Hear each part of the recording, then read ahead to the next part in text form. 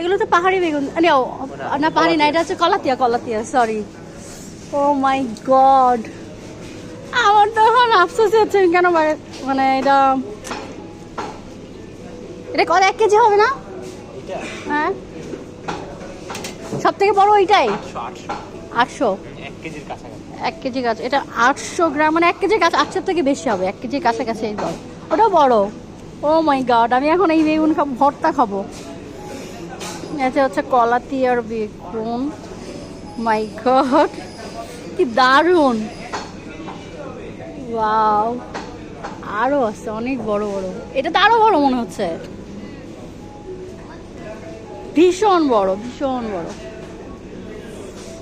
yes,